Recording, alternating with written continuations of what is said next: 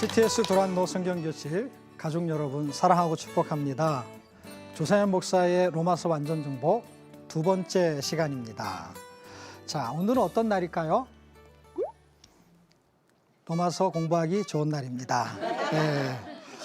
로마서 2장 하나님의 심판에 대해서 공부하겠는데요. 자, 전의 시간과 마찬가지로 하나님의 심판도 세 가지로 구분할 수가 있어요. 자, 세 가지로 구분할 때 하나님 심판하시는데 공정하게 심판하신다는 거예요. 어떻게 공정하시냐? 그거는 진리대로 또는 행한 대로. 이따 한번 공부하면서 살펴보도록 하고요. 하나님의 심판에는 기준이 있죠. 네. 그 기준은 도대체 뭘까? 할 때 이방인이나 유대인에게 동일하게 적용하는 게 아니라 법이 없는 이방인에게는 양심으로, 법이 있는 유대인에게는 율법으로 그 기준이 됩니다. 자, 그러면 많은 사람들이 다 이 심판에 빠지면 어떻게 해요? 다 너무 불쌍하죠. 네. 그래서 이 심판에서 빠져나오는 방법을 마지막에 설명하려고 하는데 그게 마음의 할례를 통해서 빠져나올 수 있는 방법이 있습니다. 자, 로마서 2장 1절에서 5절까지는 우리가 본문으로 한번 천천히 한번 읽어봤으면 좋겠어요. 자, 1절부터 같이 한번 읽어볼까요? 시작. 그러므로 남을 판단하는 사람아, 누구를 막론하고 내가 핑계하지 못할 것은 남을 판단하는 것으로 내가 정죄함이니 판단하는 내가 같은 일을 행함이니라. 이런 일을 행하는 자에게 하나님의 심판이, 이게 오늘의 제목이죠. 예, 이런 일을 행하는 자, 판단하는 자, 자기가 정죄하는 자, 그런 사람에게 하나님의 심판이 있다라는 거예요. 어떻게 심판하냐? 진리대로 심판한다는 거예요. 자, 그 다음에 이런 일을 행하는 자, 아까 똑같은 거예요. 이런 일, 판단하는 자, 그런 것을 같은 일을 행하는 사람아, 내가 하나님의 뭐를 피할 수 없다고요? 심판을 피할 수 없다 하는 이야기입니다. 자, 혹 내가 하나님의 인자하심으로 너를 인도하여 회개하게 하심을 알지 못하여 그의 인자하심과 용납하심과 길이 참으심이 풍성함을 멸시하느냐. 어떻게 하면 멸시하는지도 한번 살펴보겠습니다.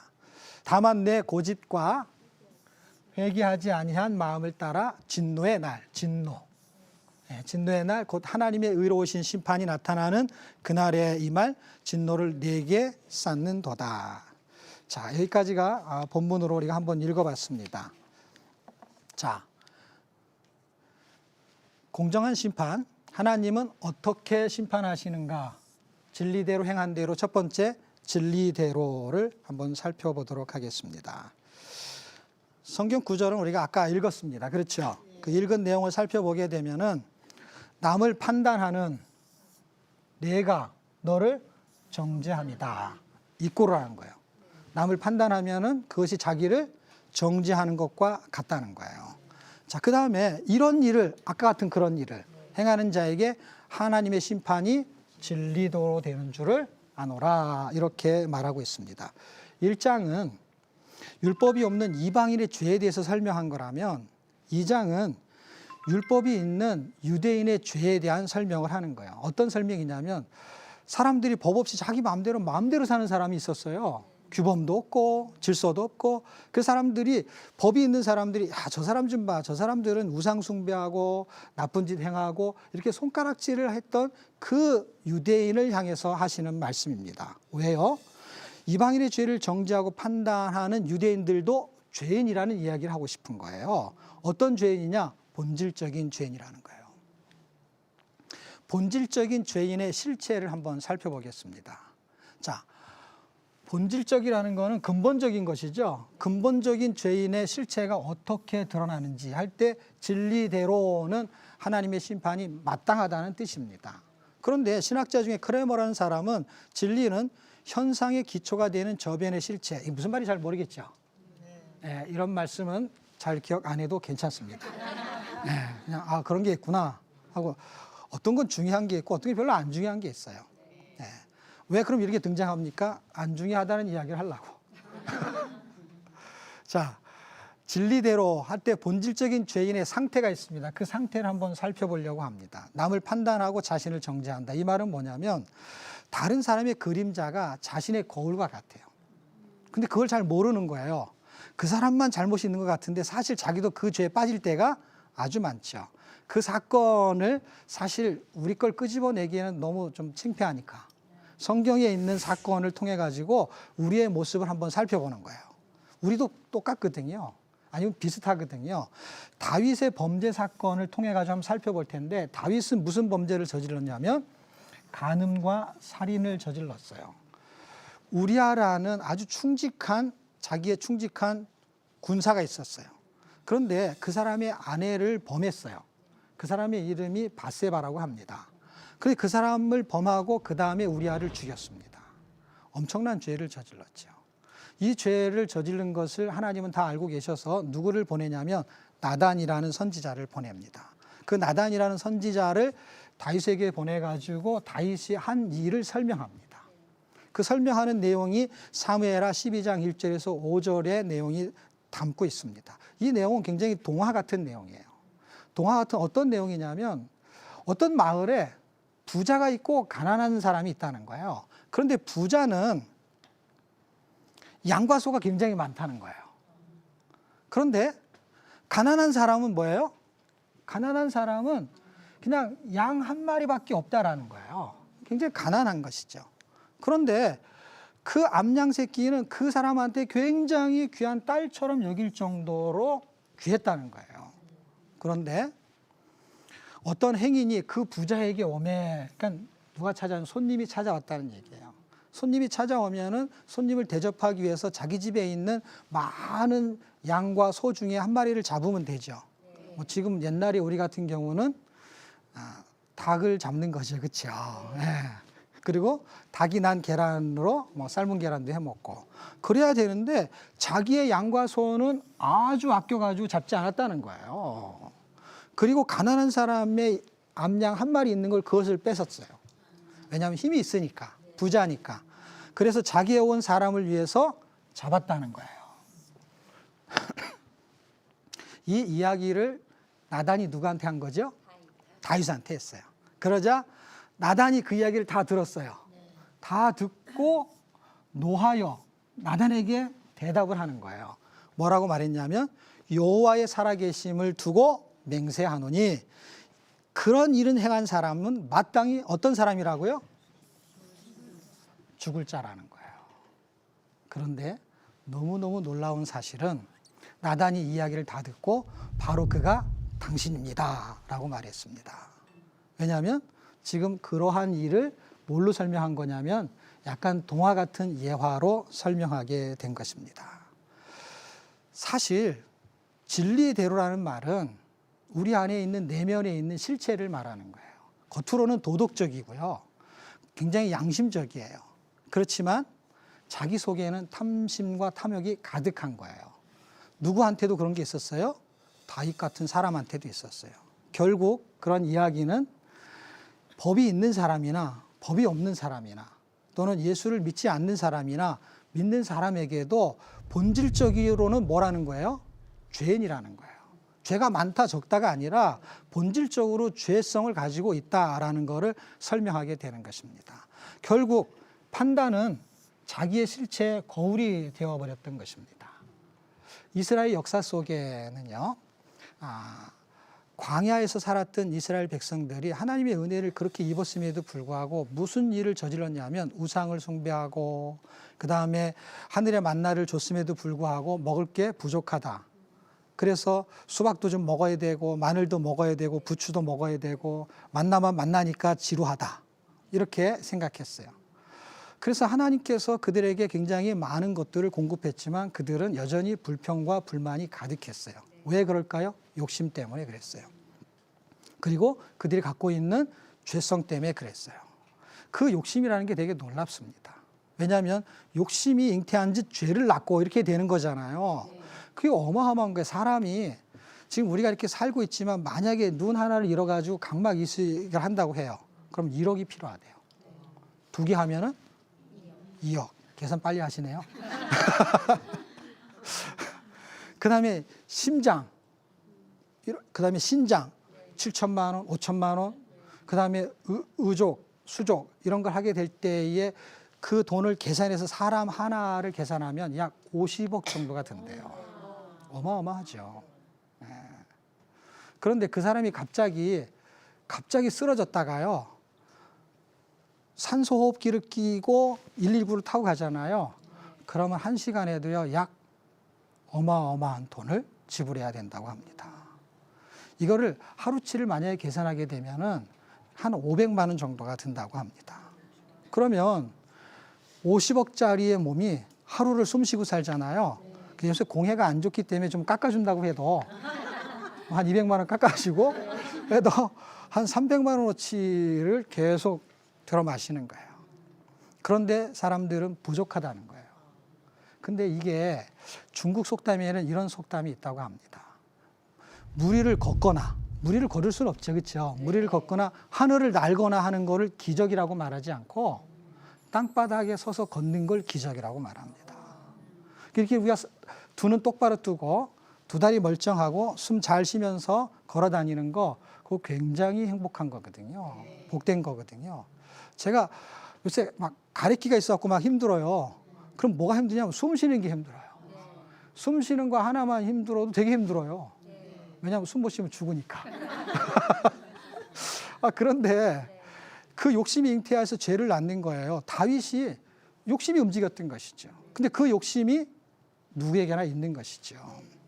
그 판단과 그 실체의 거울이 광야에 있는 교인들을 통해서 바울이 고린도 전서를 쓰면서 뭐라고 말했냐면 그것은 경계의 거울이다 이렇게 말했어요. 요새 번역된 성경으로는 경계의 본보기다 이렇게 말했어요. 결국 우리의 본보기와 같은 거예요. 저 사람이 죄를 지은 거 반드시 그 사람이 잘못한 거예요. 그러나 우리도 그런 죄를 얼마든지 질 수 있는 그런 연약한 존재라는 거를 성경은 지금 설명하고 있는 것입니다. 자, 그러면 누군가가 잘못했을 때 내 자식이나 아니면 교회 생활하게 되면 같은 성도 중에 뭔가 잘못했어요. 분명히 잘못했어. 그럼 이거를 좀 이렇게 권면해가지고 다시는 그런 잘못을 하지 않도록 도와주는 말을 못합니까? 할 수 있습니다.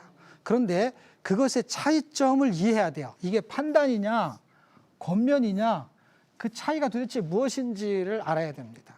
사실 교회에서 어떤 사람이 되게 불편하게 일을 해.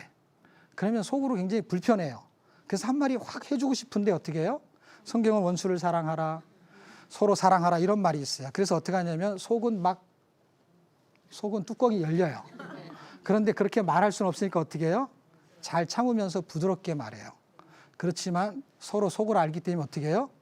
부드럽게 말하지만 상대방이 네가 나를 지금 판단하고 있구나라는 생각은 서로 같이 움직여요.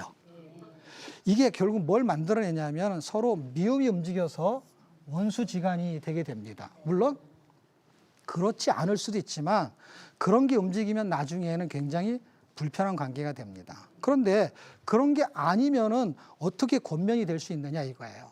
사랑의 마음을 가지고 저 영혼을 살려야 되겠다 하는 궁일한 마음이 움직이게 되면 미운 마음이 아니죠. 살리는 마음이죠. 살리는 마음은 어떤 형태로 나타나냐면 나단처럼 나타나는 거예요. 나단이 말을 할 때 어떻게 했냐면은 본인이 스스로 자기가 마땅히 죽어야 될 자라는 소리를 하게 만드는 거예요. 보세요. 나단이 당신이 마땅히 죽어야 될 자, 잘못된 사람입니다. 이렇게 말하지 않고 예를 들어 설명했더니 그런 사람은 마땅히 죽을 자야라고 한 게 결국 누구였던 거예요? 자기였던 거예요. 이것은 뭐를 만들어낸 거예요? 회개를 만들어냈어요. 어떤 회개를 만들어냈냐면 다윗은 정말로 죽어야 마땅할 자였습니다. 그런데 회개했습니다. 그래서 어떻게 됐어요? 살아났어요. 하나님의 심판에서 살아날 수 있는 방법이 회개라는 것입니다. 자, 그런데 그렇지만 이런 일을 행하는 사람, 회개하지 않고 이런 일을 행하는 사람들은 반드시 어떤 일을 당하느냐? 하나님의 심판을 받게 됩니다. 나타나는 현상이 무엇인지를 2절 율법의 준행자라는 게 무슨 뜻이냐면 율법을 지켜야 될 자인데 율법을 판단하고 있는가? 판단은 누가 하냐면 심판이 하는 것이죠. 판사가 하는 것이죠. 그걸 누가 하는 거냐면 입법자가 하는 거예요. 하나님이 법을 만들고 그분이 판단하셔야 되는데 준행자가 판단한다는 거예요. 그러면 반드시 하나님의 심판을 당하게 된다는 것입니다. 자, 두 번째는요. 아까 우리가 어떻게 하면 멸시할 수 있느냐를 아까 살펴보려고 했죠. 어떻게 하면 멸시할 수 있냐면요. 회개를 통해 가지고 하나님의 자녀가 됐어요. 그런데 그 하나님의 자녀가 용서받은 죄인인 거야, 결국엔. 그렇죠? 죄인이 용서를 받았어요. 근데 또 자꾸 죄를 져. 그러면은 하나님의 인자하심과 용납하심을 멸시해 버리는 것이죠. 가늠하다 잡힌 여인이 있었잖아요. 그런데 다른 사람은 다 돌로 쳐서 죽이려고 했는데 예수님은 용서를 했어요. 그렇지만 잘못이 없다는 얘기는 하지 않았어요. 뭐라 그랬냐면 다시는 죄를 짓지 말아라 했어요. 그런데 다시 죄를 지면 어떻게 되는 거예요? 하나님이 용서해 준 것이 너무 허무해지잖아요. 자, 우리가 하나님을 멸시하지 않는 방법은 우리가 죄를 짓지 않는 방법이 될 수 있는 것입니다. 자, 그 다음에 마지막에는요. 하나님의 진노를 쌓는다는 거예요. 어떻게 하면은 회개하지 않으면. 그런데 고집과 그랬어요. 그럼 이거를 뭐예요? 동격으로 해놨어요. 고집. 야, 저 사람 고집 너무 세. 그런 사람 있어요, 없어요? 네, 고집 센 사람 있죠. 자, 그런데 자, 고집이라는 저 단어를 한번 살펴보려고 하는데요. 고집은 회개하지 않는 마음의 상태, 마비된 상태, 이게 굳어져 있는 상태예요.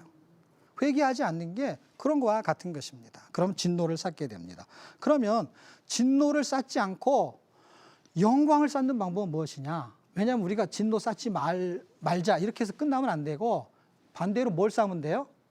영광을 쌓으면 되겠죠. 그래서 하나님의 영광을 쌓는 방법을 세 가지로 한번 설명을 해보려고 합니다. 첫 번째는 올바른 판단. 왜냐하면 우리가 권면을 하려면 올바른 판단을 해야 돼요. 그 다음에 순종과 회개를 한번 설명해 볼 텐데요. 자, 고린도전서 6장 2절에 보면은 올바른 판단. 성도가 세상을 판단할 것을 하면서 세상을 판단한대요. 누가요? 성도가. 아까는 판단하면 안 된다 그랬어요.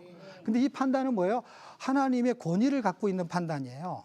그러니까 판단을 하는 사람이 판단을 받으면 안 된다는 거예요. 그 이야기는 올바른 판단이에요. 어떤 거냐면 내가 남을 판단하는 게 아니라 자기를 돌아보는 걸 말하는 거예요. 그리고 말로 하는 게 아니라 삶으로 하는 거예요. 이런 거예요. 야, 저 사람 잘못됐어. 그러면 나는 잘못되지 않는 삶을 내가 살아버리는 거예요. 그게 상대를 판단하고 정죄하는 거예요. 그 이야기가 두 번째 등장합니다. 성도는 올바른 판단을 어떻게 하느냐는 거예요. 성도가 올바른 판단을 할 수 있는 방법은 노아가 방주를 짓는 거로 한번 설명을 해볼게요. 여기에 뭐가 나오냐면 세상을 정죄하고. 판단하면 안 된다 그랬잖아요. 근데 지금 판단하는 거거든요. 근데 이 판단이 어떤 판단이냐면 방주를 지음을 통해 가지고 믿음으로 살아냈다는 거예요. 성도가 세상을 판단할 수 있는데 어떻게 판단하냐면 믿음으로 사는 거예요. 어떻게? 비 올 때까지 방주를 지었어요. 근데 방주를 지으는 동안에는 어떤 소리를 들었냐면 약간 이런 소리를 들었어요. 왜냐하면 방주 지은 게 잘못된 건 아닌데 방주를 바닷가에 짓지 않고 산 꼭대기에다 짓는 거예요. 그러니까 정신이 좀 이상하게 된 거예요. 비가 그렇게 많이 오지 않을 것 같은데 이 방주를 계속 지으면서 언제까지 지었냐면 비가 올 때까지. 우리가 순종하고 믿음으로 사는 것이 세상을 정죄하는 건데 세상을 정죄하는 이 삶은 언제까지냐? 비 올 때까지처럼 예수님 오실 때까지. 그리고 예수님이 오신 것처럼 그렇게 믿음으로 살아내는 겁니다. 이게 세상을 정죄하는 거예요.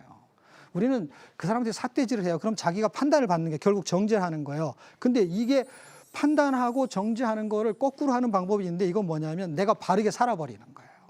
그러니까 말이 아니고 삶이 되는 것이죠.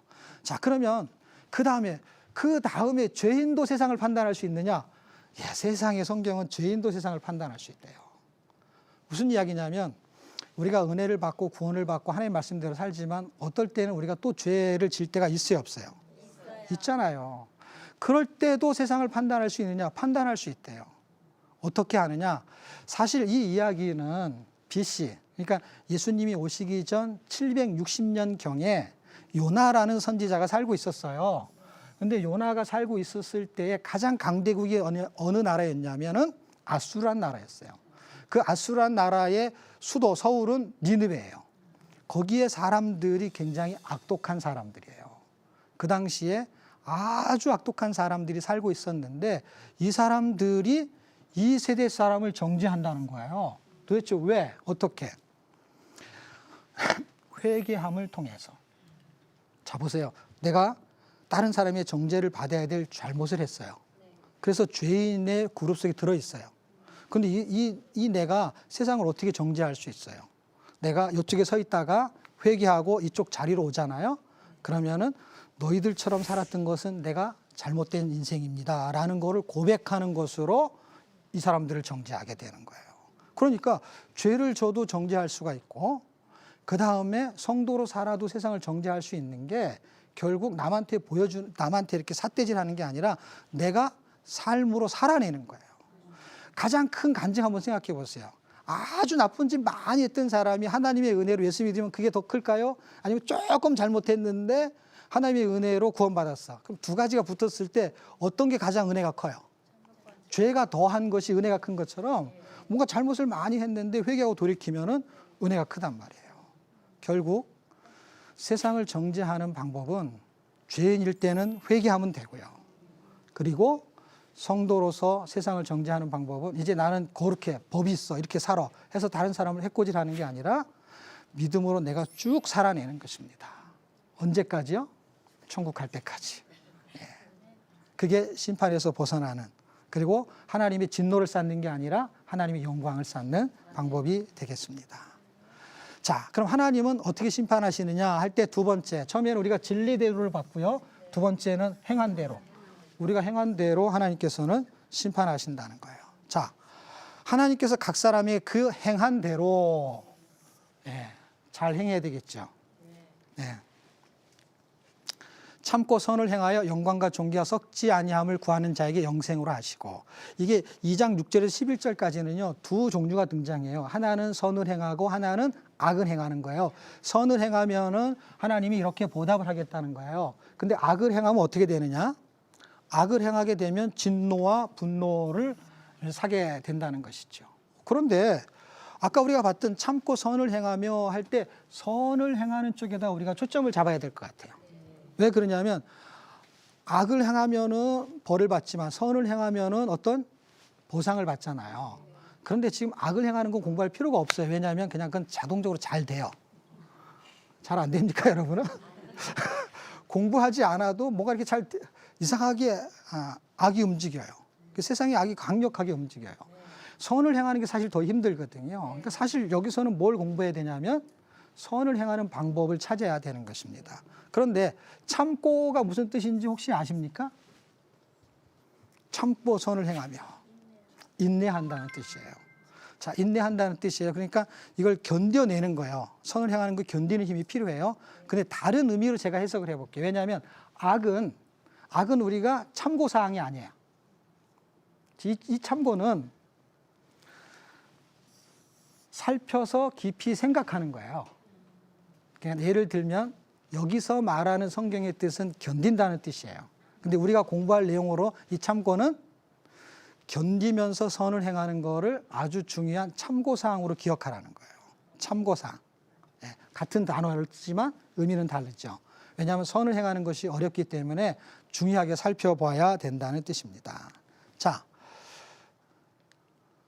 악을 행하는 자, 여기 뭐 살펴볼 필요가 없죠, 그렇죠? 선을 행하면 어떻게 되느냐? 이런 영광, 존귀, 평강, 이런 걸 얻게 된다는 것이에요.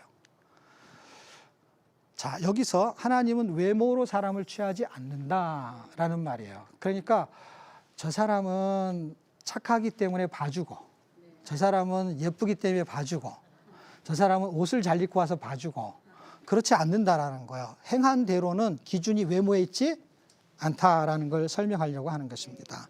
그러면 선은 그럼 도대체 무엇인가? 선에 대한 것을 알아야 되잖아요, 그렇죠? 선이 도대체 뭐예요? 악에 반대인 건 알겠어요.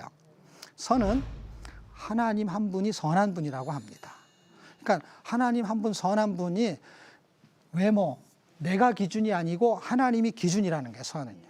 그러니까 나에게 예수 그리스도가 그 메시아가 현실로 나타나는 것을 선이라고 말합니다. 그럼 선한 일이라는 게 있겠죠. 선한 일이라는 거는 할머니가 무거운 가방을 들은 거, 그다음에 그거를 들어주는 거, 이런 것을 선한 일이라고 보지 않아요. 그러면은 그건 나쁜 일이냐, 그런 뜻이 아니라 성경에서 말하는 선한 일은 그런 착한 일을 말하는 게 아니라 그걸 포함하지만 성경이 말하는 선한 일, 착한 일은 그런 의미가 아니고 하나님의 하나님의 선한 일과 같은 선한 일을 말해요. 그럼 하나님의 선한 일은 도대체 뭔지 한번 살펴볼게요. 자, 이 선한 일을 실행했던 사람 중에 한 사람이 있었는데 성경의 인물 중에 빌레몬이라는 사람이에요. 빌레몬이라는 사람이 바울이 편지를 써갖고 오네시모가 그의 종이었는데 뭘 잘못을 했어요. 그래서 그 사람을 좀 형제로 좀 받아주면 어떻겠느냐 이렇게 말했어요. 그럴 때 그가 오네시모가 엄청난 죄를 저지른 것도 불구하고 종을 형제로 받아들였어요. 그게 선한 일 중에 하나예요. 그런데 이보다 더 선한 일을 행하신 분이 한국 분 중에 있거든요. 이게 책으로 나올 정도의 빌레몬서라는 책이 있잖아요. 빌레몬서를 빼고 손양원서를 집어넣어야 돼요. 왜 그러냐면 종을 원수로 뒀죠. 그런데 손양원 목사님은 자기 아들을 죽인 원수가 있었죠. 그 원수를 아들로 삼았죠. 그럼 잘 보세요. 종을 형제로 두었어요. 이게 쉽지 않은 일이에요. 그렇죠? 그런데 원수를 아들로 두는 거는 이거하고 상대가 안 되겠죠. 성경이 너무 일찍 써져서 그래요. 좀 나중에 써졌으면은 손양원서가 들어갈 판인데. 그런데 이거는 누구의 선에 의한 것이냐면 하나님의 선에 의한 것을 모델 케이스로 한 거예요. 왜냐하면 하나님과 우리는 원수지간이었거든요. 로마서 5장 10절에 그렇게 말해요. 우리가 원수 되었을 때 뭐 때문에? 죄로 인해서. 그때 예수 그리스도를 통해 가지고 우리를 화목하게 만들었다라는 거예요. 그런데 원수인 우리를 뭘로 만들었어요? 하나님의 자녀 아들로 만들었잖아요. 그게 선이에요. 아까 말한 그 할머니 힘든 그 무거운 가방을 들어주는 것이 선이 아니란 얘기가 아니에요. 그것도 착한 일인데 성경이 말하는 선한 일은 사람을 살려내는 것입니다. 그것이 외모에 있는 것이 아니고 중심에 있는 거예요. 결국 나에 있는 게 아니라 하나님에게 있는 것을 알 수 있습니다. 자, 그럼 어떻게 선을 행할 수 있느냐? 이제 선이 뭔지 알았어요. 그럼 어떻게 선을 행할 수 있냐? 믿음이 있어야 되는데 어떤 믿음이 있어야 되냐면 하나님의 공의에 대한 믿음이 있어야 돼요. 자, 보세요. 너희로 환난을 받게 하는 자들에게는 어떤 사람이 열심히 하나님을 믿는데 이상하게 환난을 주는 사람이 있어요. 그 사람에게는 하나님 환난으로 갚으신대요. 자, 그런데 환난을 받는 너희에게는 예수 믿는 것 때문에 환난을 받는 사람들이 있었어요. 이 당시에요. 그런 사람들에게는 안식으로 갚으신대요. 이것이 하나님의 뭐라고요? 공의. 이거를 믿어야 된다는 거예요. 자, 보세요. 쭉 넘기면 하나님을 모르는 자들은 주 예수의 복음을 복종하는 자는 형벌을 내리시지요. 그리고 영원한 멸망의 형벌을 받게 하여 이런 자들은 10절에 보십시오. 그날에 그가 강림하사 그의 성도들에게 영광을 받으시고 모든 믿는 자들에게 놀랍게 여김을 얻으시리니 이는 우리의 증거가 너희에게 뭐가 됐다고요? 믿어졌다는 거예요. 하나님의 공의를 믿는 거야. 내가 지금 착한 일을 해요. 선한 일을 해요. 그런데 다른 사람은 별로 선한 일을 착한 일을 하지 않는데 이상하게 잘 사는 거예요. 옛날에 학교 다닐 때 초등학교 때 여러분 숙제 내주면은 선생님 숙제 검사하죠. 근데 이상한 선생님이 한 분 있어요. 그분은 숙제를 내고 검사를 안 하는 거예요. 그럼 검사를 안 하면 숙제를 하고 싶으면 생길까 안 생길까요? 안 생기는데 그래도 안 해갈 수가 없어서 숙제를 해갔어요. 해갔는데 해갈 때마다 검사를 안 하는데 그 옆에 있는 친구는 매번 숙제를 안 해가는 거예요. 난 놀지도 못하고 숙제를 해가지고 하루는 에이 내일은 숙제를 안 해가야지 하고 공부를 안 하고 그냥 숙제를 안 하고 갔어요. 그날따라 숙제 검사를 하는 거예요. 더 재밌는 거는 그날따라 그 친구는 숙제를 해오는 거예요. 여러분 공평하지가 않잖아요. 근데 하나님의 선하심과 하나님의 공의는 어떤 거냐면 그 한순간에 끝나는 게 아니라 마지막 때 결말이 어떻게 나냐는 거예요. 숙제를 계속 해왔던 사람은 공부를 자기도 모르게 했기 때문에 실력이 느는 것으로 그는 갚음을 당하게 되는 것입니다. 이 땅에 우리가 살아갈 때 고난이 있고 어려움이 있지만 말씀대로 사는 거 그 당장의 유익은 없는 것 같지만 하나님의 공의를 믿어야 돼요. 반드시 하나님이 갚으신다는 거예요. 지금 당장은 아니에요. 왜냐하면 우리가 직장을 다녀도 한 달은 지나야 월급을 받잖아요.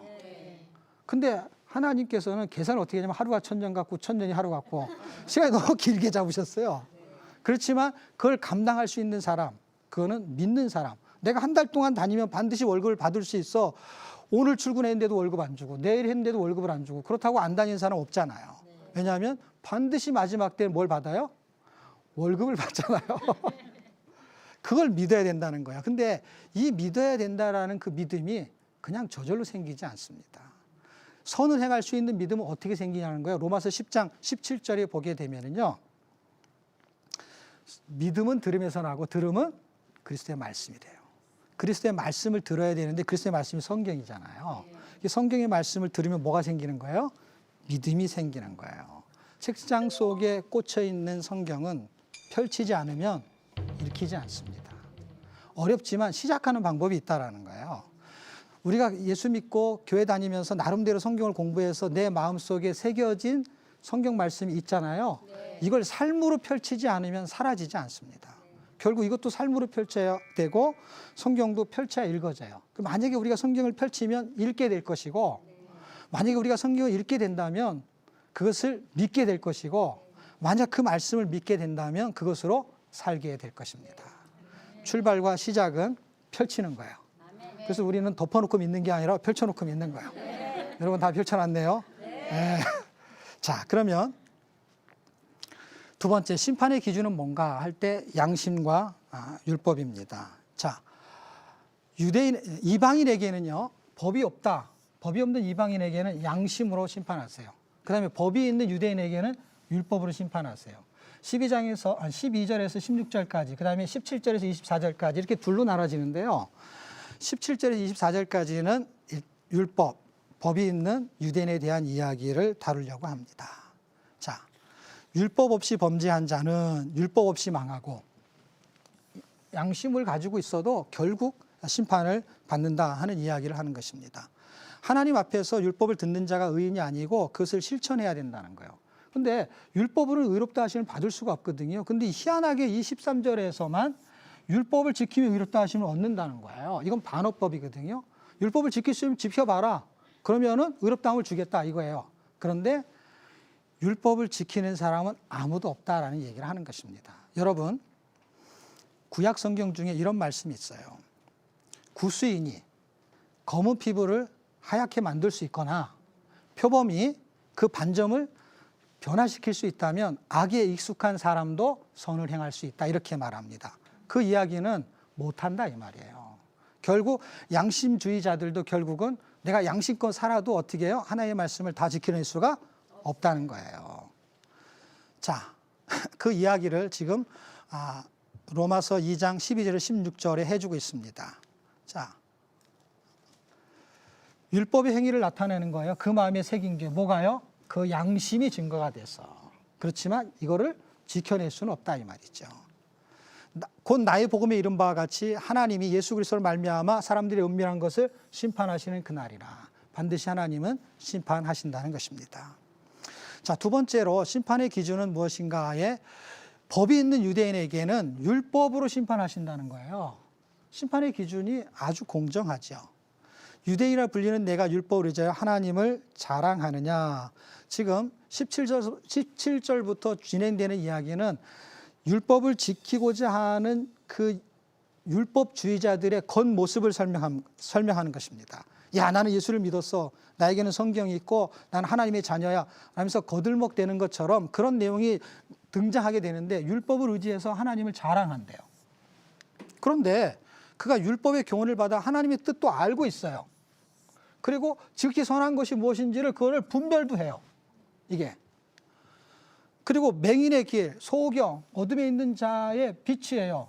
나를 따라와. 이런 위치를 차지하고 있어요. 그런데 그들이 율법에 있는 지식과 진리의 모범을 가진 자로서 어리석은 자의 교사요. 뭔가를 지식이 있어요. 율법이 있으니까. 어린아이의 선생이에요. 이렇게 스스로 믿고 있었어요. 뭔가 우리는 대단한 존재야. 지금 율법이 있는 자나 없는 자에게 하나님의 심판은 어떻게 말하냐면 법이 없는 자에게 하나님은 법이 없으니까 제외를 시키거나 너희가 율법을 가지고 있으니까 너희에게 특별한 혜택을 주거나 그러지 않는다는 거예요. 그 행한 대로 하나님이 심판하듯이 하나님의 역사가 양심과 율법으로 전개된다는 거예요. 그런데 이들이 21절부터 뭐라 그러냐면 그러면 다른 사람을 가르치는 내가 교사니까 선생이니까 내 자신은 가르치지 않느냐 이 말이에요. 그렇게 살면 안 된다고 말하면서 너는 왜 그렇게 살지 않느냐 이 말입니다. 도둑질 하지 말라고 말해요. 그런데 도둑질 한다는 것입니다. 간음하지 말라고 말해요. 그런데 간음한다는 것이에요. 아까 우리가 다윗을 통해서 우리가 살펴봤던 것처럼 여기서 벗어나기가 쉽지 않은 것입니다. 겉으로는 율법을 지키지만 속으로는 뭐가 가득하냐면 탐욕이 가득한 거예요. 그래서 겉을 보면 잘 몰라요. 그런데 속은 사람이 볼 수가 없어요. 사람은 외모를 취하고 중심은 하나님이 취하세요. 하나님한테는 드러나게 된다는 것이죠. 어떻게 드러나는지를 한번 살펴보겠습니다. 율법을 자랑하는 내가 율법을 범함으로 하나님을 욕되게 하느냐 이렇게 말합니다. 자, 그 욕되게 하는 내용을 한번 살펴보는데 그 내용이 이방인 중에서 모독을 받아요. 누구의 이름이? 하나님의 이름이. 어떻게 해서? 율법을 지키는 바리새인들 때문에.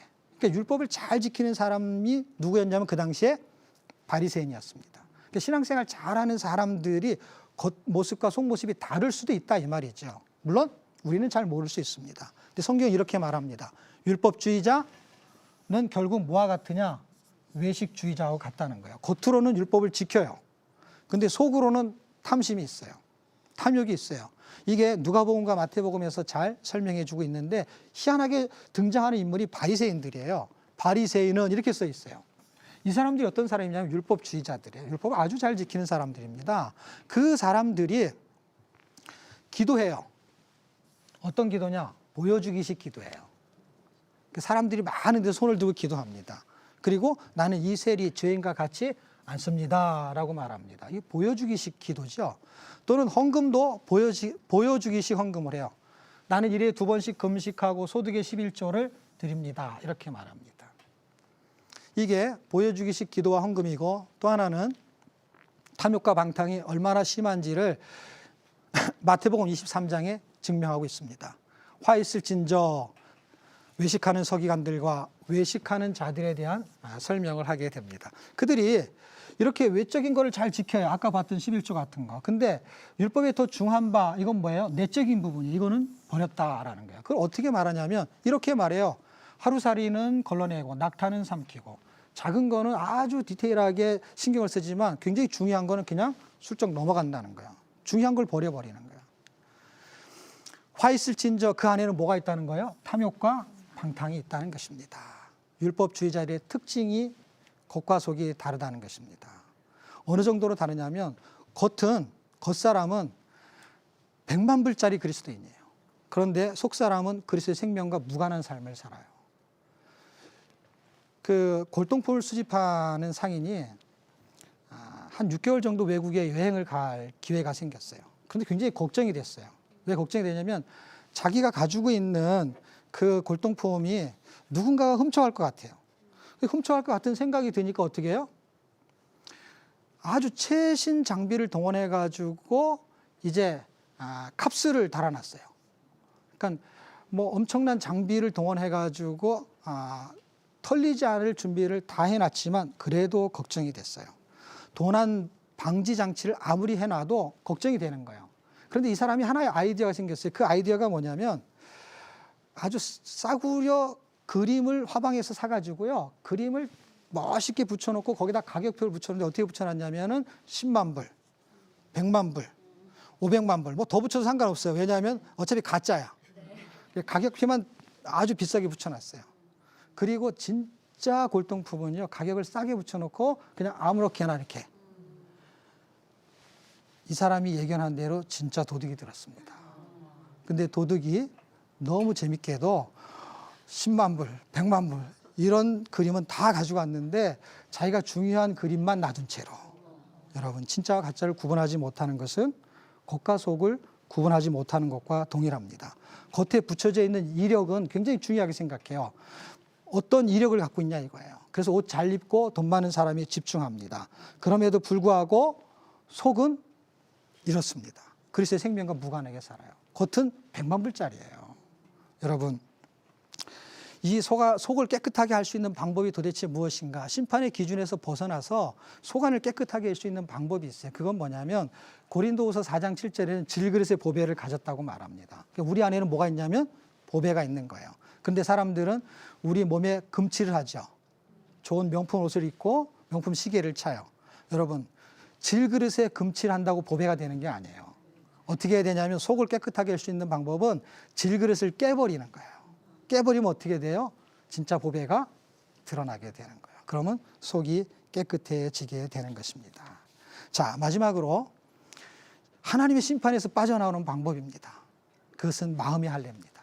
그런데 28절과 29절에는요, 마음의 할례에 대한 이야기를 어떻게 하냐면 표면적 유대인과 이면적 유대인으로 설명합니다. 그래서 할례를 가지고 설명해요. 근데 할례는 언약이고 하나님 백성이 되었다는 외적인 상징이에요. 여러분, 어떤 사람이 결혼하기 위해서 약혼 반지를 가졌다고 칩시다. 그런데 이 사람이 음행을 저질러갖고 파혼을 당했어요. 그럼 그 반지는 무의미해지게 되는 것입니다. 할례는 하나님의 백성이 되었다는 상징이에요. 그런데 그 가치는 반지로 할례로만 있는 것이 아니라 내적인 거룩에 있는 거예요. 그건 뭐예요? 언약을 지키고 준수하는 것입니다. 그래서 표면적 유대인은 유대인이 아니라는 거예요. 육신의 할례는 할례가 아니라는 거예요. 자, 그러면 마음의 할례는 도대체 뭐냐? 이게 진짜 할례고 이게 진짜 유대인이라는 거예요. 자, 이면적 유대인은 할례는 마음의 할지니, 마음의 할례는 이렇게 세 가지로 설명할 수 있는데, 이거는 그 남자의 생식기의 일부분의 표피를 떼어내는 게 아니라 사람의 마음을 다루는 문제입니다. 그 사람의 마음이 내면적 수술을 한다는 거예요. 내적인. 이게 표피를 잘라내는 거는 외과적인 수술이에요. 근데 마음의 할례는 마음을 잘라내는 거예요. 그러니까 마음의 그 육신의 할례는 표피를 잘라내는 거고, 마음의 할례는 마음의 가죽 표피를 잘라내는 거예요. 어떤 거? 불순종하는 마음을 잘라내서 순종의 마음으로 바꾸는 거예요. 이게 마음의 할례예요. 그러면 심장이 바뀌어요. 어떤 심장으로 바뀌냐면 그 빌립보서 2장 5절에는 너희는 이 마음을 품으라 곧 그리스도 예수의 마음이니, 이 마음을 갖고 있었던 바울이 1장 8절에 뭐라 그러냐면 내가 예수 그리스도의 심장으로 너희 무리를 얼마나 사모하는지 하나님이 내 증인이다 이렇게 말했어요. 그가 그리스도의 심장을 갖고 있었다 그랬어요. 그리스도의 심장을. 여러분, 우리가 마음의 할례를 받게 되면은 우리가 그리스도의 심장을 갖게 되는 걸 느낄 수가 있어요. 물론 이거는 외과적인 수술은 아니에요. 내면적인 수술이에요. 어떻게 할 수 있느냐? 심장 초음파를 해보면 돼요. 무엇으로 하면 됩니까? 말씀을 해보면 됩니다. 진리의 말씀을 듣고 심장이 뛰면 살아있다는 증거입니다. 여러분, 심장이 뛰십니까? 네. 살아있습니다. 살아있네요. 예. 예, 이제 마지막으로 인간의 타락과 하나님의 진노는 구원 역사의 시작입니다. 1장 마지막에 있는 부분은 인간의 타락이고요. 2장은 하나님의 진노를 말해요. 그것은 하나님의 구원 역사를 설명하려고 하는 것입니다. 이방인의 죄, 유대인의 죄, 모든 사람의 죄에 대해서 하나님은 죄인의 죄를 심판하시지만 의인의 의로 구원하시겠다 하는 것이 로마서 3장에서 공부하게 되시게 될 것입니다. CTS 두란노 성경교실 조상일 목사의 로마서 완전 정복, 오늘 강의는 여기서 마치겠습니다. 다음 주에 또 만나요.